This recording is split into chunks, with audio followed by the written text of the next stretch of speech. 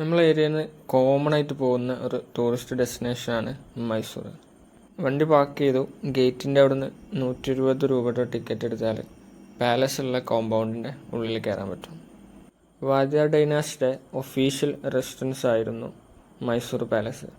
ഏകദേശം 500-ലധികം വർഷം മൈസൂർ അവരുടെ അണ്ടറിലായിരുന്നു. പാലസിൻ്റെ ഉള്ളിൽ കയറുന്നതിൻ്റെ മുമ്പേ ഷുവർ ചെപ്പിൽ നമ്മൾ അവിടെ പുറത്ത് അയച്ചു വെച്ചിട്ട് വേണം എൻട്രി. 14-ാം നൂറ്റാണ്ടിൻ്റെ തുടക്കം മുതലേ മൈസൂർ പാലസ് ഉണ്ട്. പക്ഷേ നമ്മളിപ്പോൾ നിലവിൽ കാണുന്ന സ്ട്രക്ചർ ആയിരുന്നില്ല അന്നുണ്ടായിരുന്നത്. അന്നുണ്ടായിരുന്ന പാലസ് വുഡ് കൊണ്ട് നിർമ്മിച്ചതായിരുന്നു. ആൻഡ് ഇൻ 1896 ചാമരാജവാദിയാരുടെ മൂത്ത മകളുടെ കല്യാണത്തിന് തീ പിടിച്ചിട്ട് ഈ പാലസ് കംപ്ലീറ്റ് ആയിട്ട് നശിച്ചു. പിന്നീട് ബ്രിട്ടീഷ് ആർക്കിടെക്ട് ആൻഡ് എഞ്ചിനീയറുടെ സഹായത്തോടു കൂടിയാണ് നമ്മളിപ്പോൾ നിലവിൽ കാണുന്ന ഈ പാലസ് നിർമ്മിച്ചിട്ടുള്ളത്. ആ സമയത്ത് ഡൽഹി, മദ്രാസ്, കൽക്കട്ട ഈ ഇടങ്ങളിലൊക്കെ ഒരു ആർക്കിടെക്ചറൽ സ്റ്റഡി നടത്തിയതിന് ശേഷമാണ് കല്ലും ബ്രിക്സും മരം ഉപയോഗിച്ചിട്ട് നമ്മൾ നിലവിൽ ഇപ്പോൾ കാണുന്ന ഈ പാലസിൻ്റെ നിർമ്മിതി. 1897 കൺസ്ട്രക്ഷൻ തുടങ്ങിയിട്ട് 1912 ഇത് കംപ്ലീറ്റ് ആവുന്നത്. അറൗണ്ട് $30 മില്യൺ ഇതിൻ്റെ കോസ്റ്റ് വന്നിട്ടുള്ളത്. അതായത് കട്ടതിന് പുറമെ നല്ലൊരു ശാമ്പലും കൂടെ ചാമ്പിയിട്ടുണ്ട് എന്ന് ചുരുക്കം.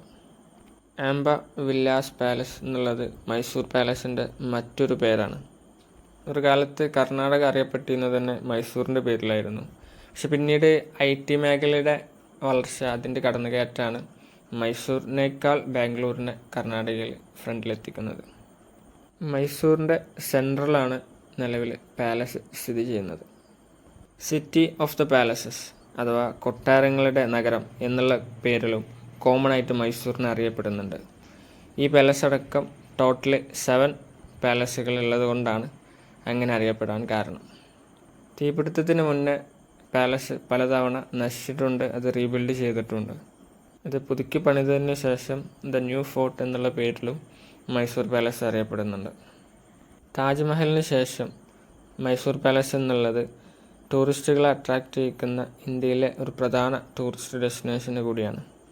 2014 മാത്രം ആനുവലി 3 മില്യൺ വിസിറ്റേഴ്സിനെ മൈസൂർ പാലസ് വെൽക്കം ചെയ്തിട്ടുണ്ട്.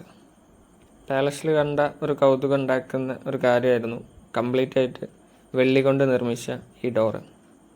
അതേപോലെ തന്നെ പാലസിൻ്റെ ഉള്ളിലുള്ള ആർക്കിടെക്ചറൽ ഡിസൈൻസൊക്കെ കാണാൻ നല്ല ഭംഗിയുള്ള കാഴ്ചകളാണ്. യാത്രകൾ എവിടെ അവസാനിക്കുന്നില്ല എന്ന് മാത്രമല്ല, തുടർന്നുകൊണ്ടേയിരിക്കും. ഇപ്പോൾ പുതിയൊരു ഡെസ്റ്റിനേഷനുമായിട്ട് വീണ്ടും കാണാം. ബൈ.